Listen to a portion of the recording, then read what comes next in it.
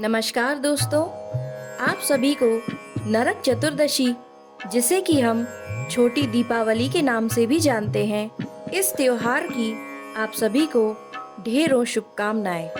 दोस्तों, पंचांग के अनुसार कार्तिक माह के कृष्ण पक्ष की चतुर्दशी तिथि पर नरक चतुर्दशी मनाई जाती है। नरक चतुर्दशी दीपावली के एक दिन पहले और धनतेरस के एक दिन बाद मनाई जाती है, लेकिन इस बार नरक चतुर्दशी और दीपावली एक ही दिन मनाई जाएगी। इसे छोटी दिवाली, रूप चौदस, नरक चौदस, रूप चतुर्दशी अथवा नरका पूजा के नामों से भी जाना जाता है।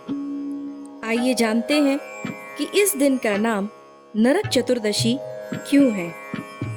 नरक चतुर्दशी को मुक्ति पाने वाला पर्व कहा जाता है। इस दिन भगवान श्री कृष्ण ने नरकासुर का वध किया था, इसीलिए इस चतुर्दशी का नाम नरक चतुर्दशी पर पड़ा। विष्णु और श्रीमद् भगवत पुराण के अनुसार नरकासुर नामक असुर ने अपनी शक्ति से देवी देवताओं और मानवों को परेशान कर रखा था। असुर ने संतों के साथ 16,100 स्त्रियों को भी बंदी बनाकर रखा था।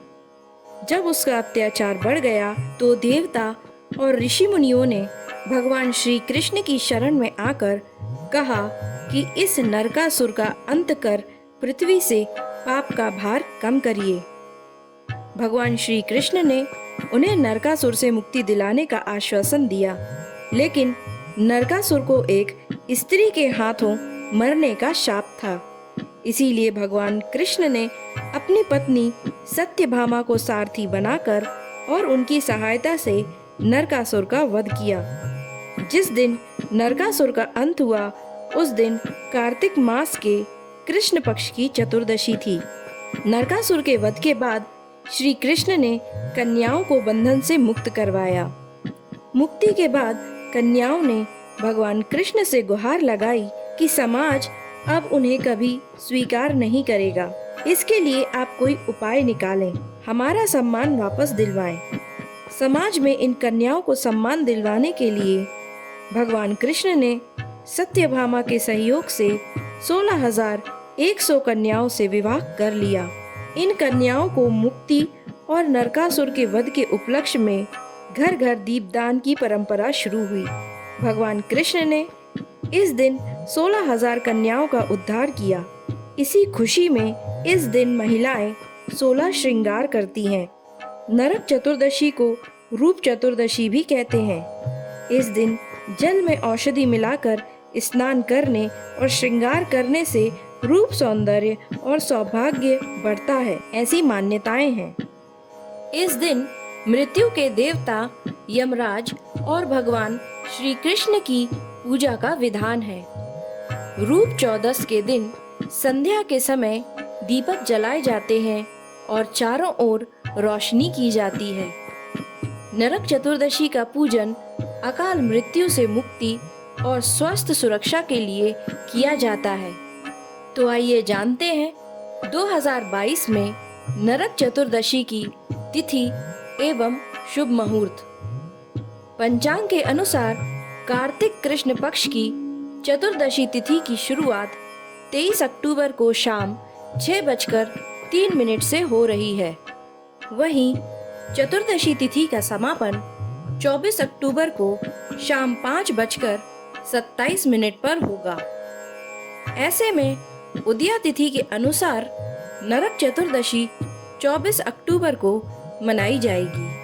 आइए जानते हैं नरक चतुर्दशी की पूजा विधि। इस दिन सूर्योदय से पहले उठकर घर की साफ सफाई करें। माना जाता है कि इस दिन साफ सफाई से घर की दरिद्रता दूर होती है। इसके बाद प्रातः काल में उबटन या तेल लगाकर अपामार्ग की पत्तियां जल में डालकर स्नान करने से नरक से मुक्ति मिलती है। नरक चतुर्दशी के दिन यमराज, श्री कृष्ण, भगवान शिव, हनुमान जी और विष्णु जी के वामन रूप की विशेष पूजा की जाती है। घर के ईशान कोण में इन सभी देवी देवताओं की प्रतिमा स्थापित करके विधि पूर्वक पूजन करें।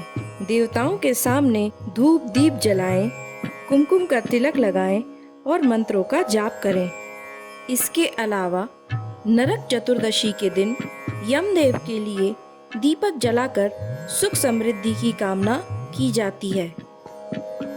अब आइए जानते हैं नरक चतुर्दशी में दीपक कैसे जलाएं।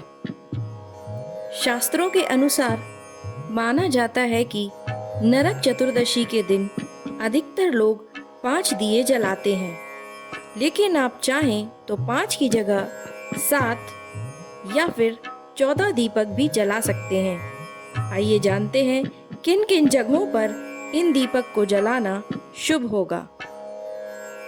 पहला दीपक यम के लिए होता है। इसके लिए आटे का दीपक तैयार करें, उसमें सरसों का तेल भरें और चौमुखी दीपक तैयार करके घर की दक्षिण दिशा की ओर मुख करते हुए जलाएं और घर के मुख्य द्वार के बाहर इसे स्थापित कर दें। वहीं पर आप कुछ मंत्रों का उच्चारण भी कर सकते हैं, जो कि इस प्रकार हैं। ओम यमाय नमः, ओम मृत्युवे नमः, ओम अनंताय नमः, ओम वृकोदराय नमः। इसके साथ ही आप प्रार्थना कर सकते हैं कि हे यमदेव, मेरे सभी पापों का नाश करिए और हम सभी का अकाल मृत्यु का भय खत्म करिए। दूसरा, घी का दीपक सुनसान देवालय में जलाना चाहिए। ऐसा करने से कर्ज से मुक्ति मिलती है। शास्त्रों के अनुसार तीसरा दीपक माँ लक्ष्मी के सामने जलाना चाहिए। चौथा दीपक तुलसी के पौधे के पास रखना चाहिए। पांचवा दीपक घर के मुख्य दरवाजे के बाहर जलाना शुभ होता है। छठा दीपक पीपल के पेड़ के नीचे। सातवां दीपक किसी भी मंदिर में। आठवां दीपक कूड़े के पास। नौवां दीपक बाथरूम में। 10वां दीपक छत में।